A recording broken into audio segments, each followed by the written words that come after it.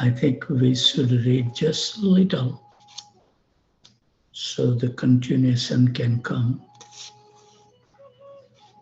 I don't consider anyone to be my disciple in this world because I myself have failed to become a disciple. So, since I have failed to become a disciple myself, how can I teach someone else? Because the only thing we can teach someone is how to become a disciple. And how can I consider myself to be another's teacher or a preacher or a lecturer or anything like that unless I have learned to be a humble disciple? He finally said, "Go away. I do not want to see you." So this is Gaur Kishore Das Babaji's word. So we will continue.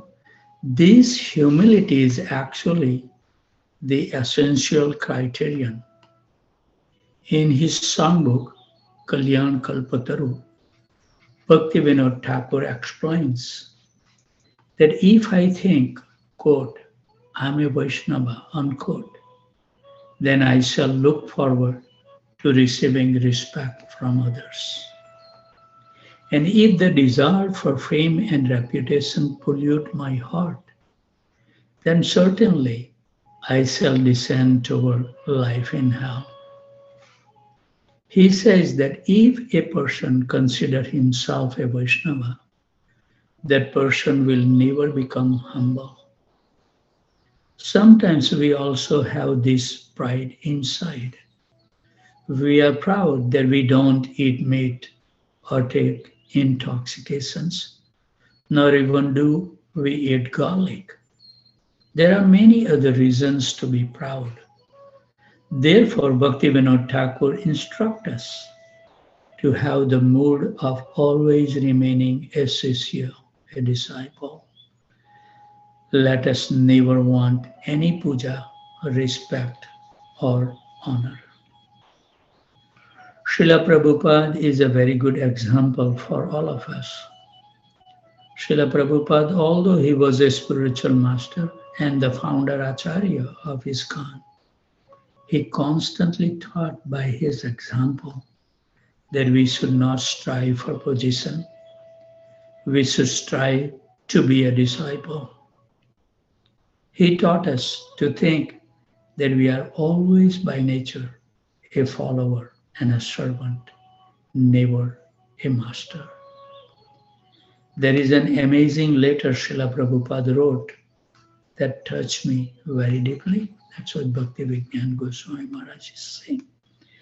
It is a letter he wrote to his spiritual brother, Bhagwat Maharaj, in August of 1969, when he already had a couple of dozen of temples around the world, from America to Japan, and there were not many of them, but they were around the globe.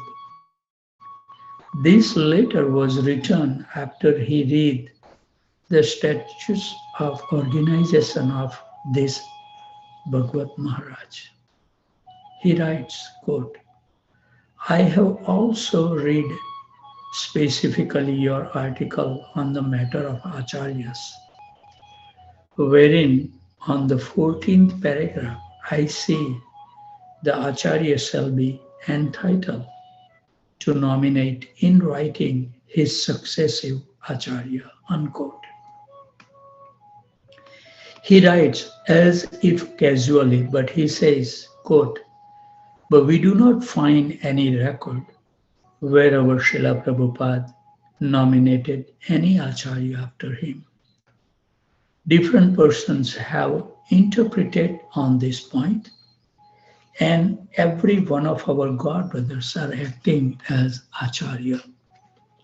So this is a controversial point, which I do not wish to enter into while we are proposing for cooperation. Haribol. Further on, Srila Prabhupada writes that Bhakti Siddhanta Saraswati Thakur Prabhupada wanted his disciple to cooperate with each other. Therefore, at the very end of that letter, Srila Prabhupada essentially says that he wants to work together. I have temples. Send your preachers. You will be preaching in my temple. That doesn't matter. We will send you visas, whatever. That's what Bhakti Siddhanta Saraswati Thakur Prabhupada wanted. He did not want us to become acharyas. He wanted us to remain servant and serve the mission. Finally, he writes, quote, also, please let me know if personally I can become a member of your society under clause 3 on the page 19 of the memorandum. To the Bhagavad Maharaj, he wrote like that. An ordinary member of your society is what Srila Prabhupada writes. Once again, he has temples all over the world. He is an acharya with many disciples from the West, which is a great triumph. But he asks if he can become a member of his God Brothers Society. Although pride is the last thing we can see how it works, even on some earlier stage of our service, preventing us from appreciating other people and cooperating. This idea that I'm a preacher, that I can do something and that I can teach someone actually destroys our society. We will never be able to achieve anything in devotional service as long as we do not banish this from our hearts through devotional service to the other devotees. As long as we don't take this service to other devotees and turn it into our daily nourishment on which we subsist. This is the last and most important obstacle on our spiritual path that we must constantly be aware of it. So tomorrow we will be dwelling by Maharaj is giving us progress to purity. So we will start reading tomorrow. We will continue reading Srila Prabhupada Lilamrita. We are on volume number 4, chapter I think 5, title A Ground, a lot of ground to be covered. I think we should read one paragraph which we read on Friday, couple of days, so just bring up to the speed, and I think it's a continuing topic, so it would help us. Prabhupada had ordered from Jaipur 2 sets of large white marble deities paid for by a donation from Arle Birla. One set was to be installed in the Bombay temple and the other worshipped at the Pandal and later sent to one of the temples in the West. But the devotees were anxious that the deities be finished and shipped on time. And there were other sources of anxiety right up until the very day of the festival: pandal construction, prasadam distribution, seating arrangement, and sound systems. Whether these things would be ready on time and whether there would be enough money remained uncertain. But under Prabhupada's direction, the devotee worked steadily with firm faith in Krishna. That's where we stopped. So we continue. And all turned out successful, with 10,000 people attending the first day and 20,000 that night. The devotees, including those just arrived from the West, numbered about 100, and the large stage easily accommodated them, with ample space for dancing kirtans. On stage, within a gorgeous golden dome altar, surrounded by profuse flower arrangement, and stood Radha and Krishna. Prabhupada's large red Vyasasan, covered by a canopy, stood at the stage center. Also on stage was a display of Prabhupada's books. The tall and spacious pandal, built to hold more than 30,000, was lined with fluorescent bulbs, and the stage glowed with colorful flashing lights. The program was kirtan, prasadam, a lecture, and slides, more kirtan and more prasadam. And the Bombaysians, devotee at heart, despite their sophistication and westernization, love these very things, Radha and Krishna, Kirtan and Prasadam. And that all this was being presented by Vaishnavas made the pandal especially attractive. The cooks prepare prasadam at the pandal site, cooking over a hard coal fire and using big paddles to stir khichdi and halwa in woks 8 feet across. Haribo. Each night the devotee would serve thousands of plates. Prabhupada's appearance in the evening was always the high point. He would sit on his Vyasasan. Little Saraswati would walk out and garland him, and the crowd would cheer. He would wait for the crowd to quieten, which never happened. So he would just begin speaking, his voice ringing over the powerful sound system.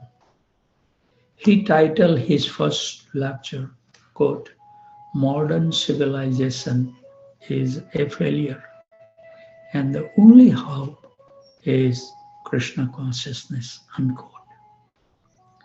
So Prabhupada sat, eyes half closed in concentration, addressing the largest audience that had ever assembled to hear him. His speaking was particularly forceful as he glorified Krishna and criticized the enemies of Krishna. He spoke against governments that were not Krishna conscious and against gurus who neglected the worship of Krishna. He stressed the necessity of teaching Krishna's message to the whole world, while his god brothers from the Bombay Gaudiya Math sat in the audience listening respectfully. Quote, "And you are practically seeing that all over the world these Bhagavad Gita principles, Krishna, the Supreme Lord, is being accepted. All these boys and girls who are dancing in Krishna consciousness, 4 years ago, 4 years back, they never heard of Krishna. Of course, some of them knew Bhagavad Gita because Bhagavad Gita is a very widely read. But because Bhagavad Gita was not properly presented, although for the last 100 or 200 or more than years, Bhagavad Gita is a widely read all over the world, there was not a single Krishna Bhakta. But since Bhagavad Gita is being presented as it is, within 4 years, there are hundreds and thousands of Krishna Bhaktas. This is our point, that you present the thing as it is, without any adulteration." Good. So it is our mission, it is India's culture. People are hankering after this culture, Krishna culture. So you should prepare yourself to present Bhagavad Gita as it is. Then India will conquer all over the world by this Krishna culture. Rest assured. But we are hankering after help from others. Our government men go there in America. God, please give us wheat. Please give us money. Please give us soldiers. Simply begging business. But here is a thing which you can give to them. Simply begging does not glorify your country. Unquote. So Giriraj Maharaj is explaining this in his own words as follows. Prabhupada was preaching forcefully to the people of Bombay. And every evening, the pandal was packed with at least 20,000 people. Srila Prabhupada would preach so strongly, emphasizing following religious principles. He knew that these people are Hindus, but they are not following these principles. Prabhupada was speaking so powerfully that I knew that what he was saying would be hard for many of the audience to accept. Quote, we have something to give to the whole world, that is Krishna consciousness. Why you neglect this treasure of Vedic knowledge? And the summarized knowledge is Bhagavad Gita. So if we simply try to understand Bhagavad Gita as it is, we understand immediately the science of God. And because we are all parts and parcels of God, we are actually hankering after uniting with God. That is our seeking. Anandamaya Bhasya. God is Anandamaya, by nature full of pleasure. And we, being part and parcel of God, are Krishna, we are also Anandamaya. But we are seeking Ananda in a different atmosphere, in the material atmosphere. Therefore, we are being baffled. The only remedy is that you take to Krishna consciousness and you will be happy. So it is the duty of every Indian to understand this science, unquote. Giriraj Maharaj continued. At that time, I was thinking that if Prabhupada had wanted to flatter the audience or compromise his philosophy, he could have attracted millions of followers. But because he was preaching so boldly and forcefully, without compromise, many of the audience did not like it because it was a challenge to their sense gratification and to their sentiment. Quote, this is a science. It is not a dogmatic, bluffing thing. It is a science and spoken by the Lord Himself and understood by all the acharyas. Krishna says, Acharyo Prasannam. We have to understand things through the acharyas. Acharyavan Purusho Veda. One who is not following the footsteps of the acharya, he cannot understand anything. Krishna also says, Tad Vigyanartham. That is said in the Katha Upanishad, Tad Vigyanartham Sagurum Eva Bhigachat. Krishna says, Tad Vidhi Pranipatena Praniprashnena Sevaya. So everywhere the same instruction is there. You approach a person who is coming in disciplic succession, evam parampara praptam, and try to learn Bhagavad Gita as it is. Your life will be sublime. Your life will be successful, and that is our mission. Maharaj continued. The fact is that people were wild about Prabhupada and ISKCON. One night, We saw slide of the Rath Yatra in San Francisco, and the audience was going wild. In front of 10,000 people, Prabhupada announced that we will hold Jagannath Rath Yatra in Bombay, and everyone started to cheer and applaud. Day after day, the Pandal festival was a success. Bombay's most important citizens came and were impressed.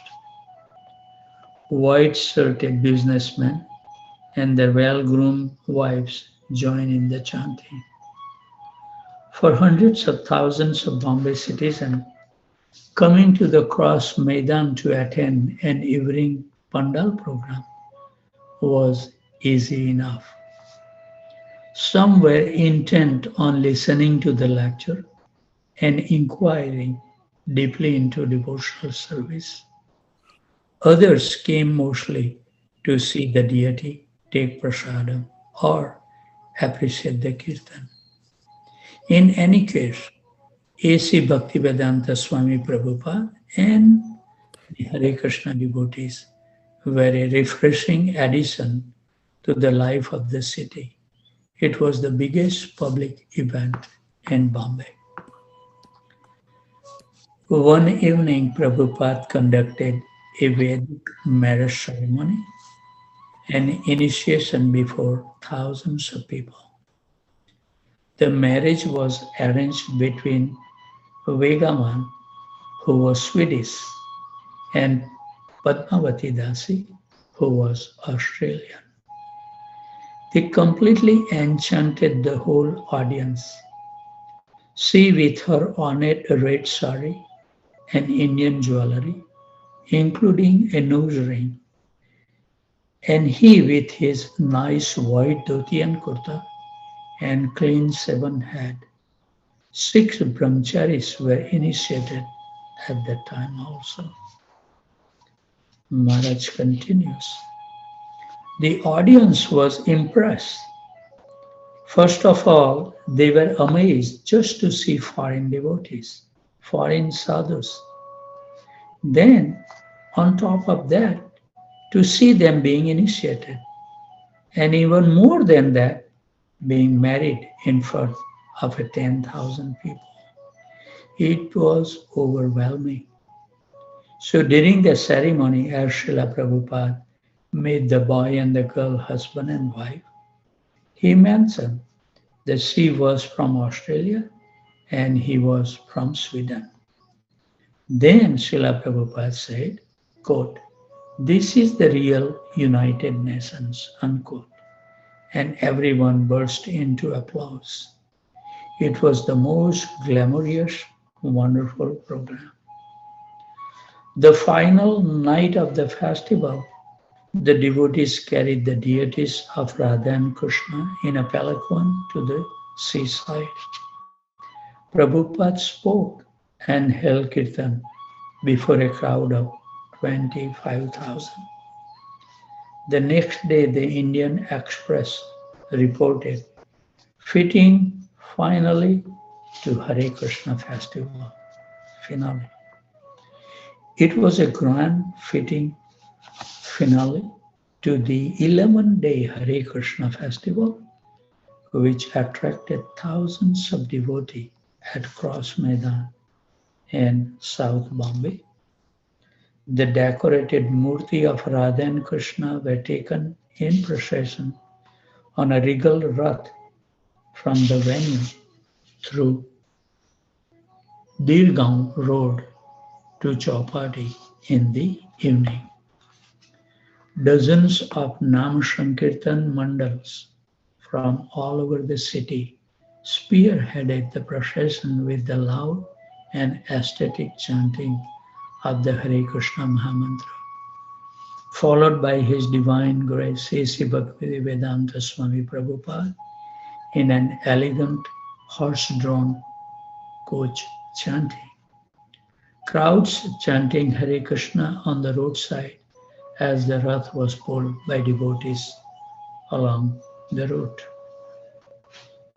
At Chaupati, The 4 foot tall deities, splendidly dressed and decorated with jewel and garlands, were displayed on their magnificent Simhasana, donated to the Hare Krishna movement by Madhav Bagh and Mumba Devi temples.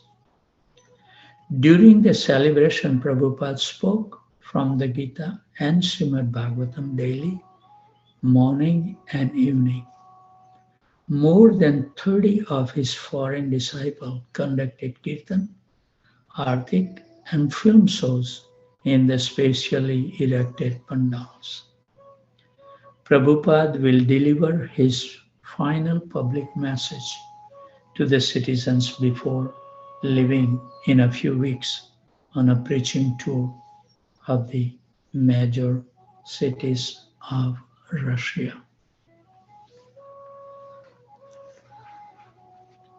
So the residents of the Bombays, they would not soon forget the Hare Krishna festival. And a letter from Prabhupada to the ISKCON life member pledged that it had been only the beginning.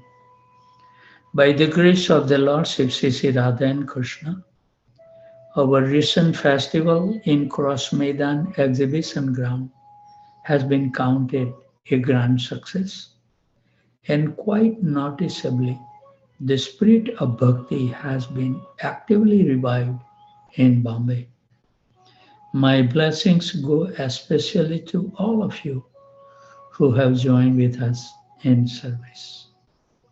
As you may know, my plan is to establish in this most auspicious city a unique international Krishna conscious training center where hundreds of persons from abroad may be educated in the Vedic way of life, while at the same time, Indian boys and girls may be trained up for prachar, for preaching, work in foreign countries. We will construct classrooms, workrooms, dormitories, kitchen for large-scale public prasad distribution, a lecture hall, library, and a beautiful temple for the glorification of Radha and Krishna. We are on the threshold of bringing this important project to fruition, and we are very excited to inform you the progress made in that respect. You will agree with me that your active participation and your direct involvement in this is most essential, and hence I appeal to you to spare your valuable time for Krishna and make it a point, in spite of your extremely busy life, to extend your unstinted cooperation. It is proposed to hold a meeting on Monday, the 26th April 1971 at 6:30 p.m.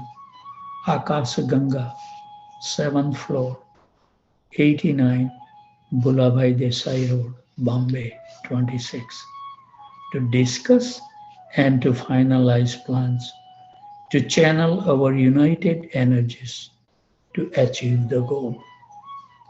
It will also be a great opportunity for like-minded Krishna devotees to meet, to have darshan of the deities, and to exchange views and suggestions to make a rapid progress in spiritual life. I very much want to meet you again, so kindly make it a must to attend our meeting. There is a lot of ground to be covered to spread Krishna consciousness to millions and millions of our slumbering brothers and sisters. I think topic is also ending. There will be a new topic. So I think we should end over here. We will continue tomorrow. Before the devotees leave, we would like to offer our humble obeisances at the task of these wonderful Vaishnavas and Vaishnavis. by uttering Vanchukalpatarubhasya Kipashandubhaya Patitanam Pavanebhyo Vaishnavebhyo Namo Namaha. And I hope